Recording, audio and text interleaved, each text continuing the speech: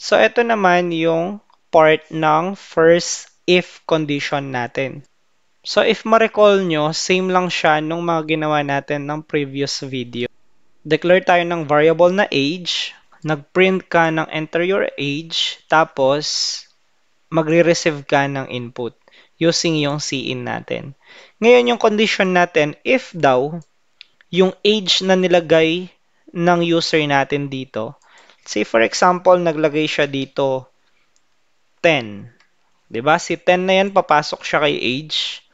So, ang magiging value ni age ngayon dito is a 10. So, ngayon, si age is greater than equal sa 18. You are an adult. So, yan yung magiging condition natin. So, ito yung condition. Ito naman yung magiging outcome ng condition natin. Or kung ano yung magiging decision.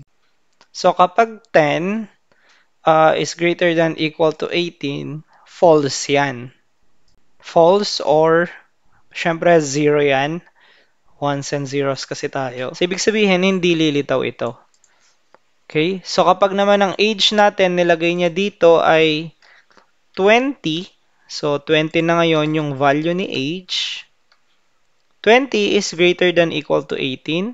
Magiging true yan. So, 1. Tapos, true ulit.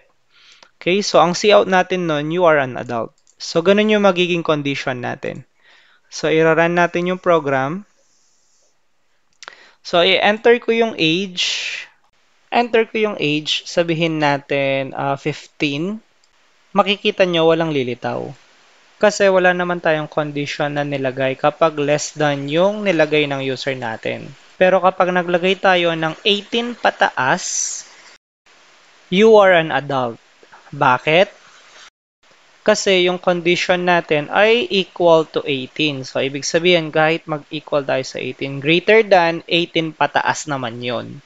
So, kahit maglagay tayo ngayon ng 30, adult pa rin yung lilitaw.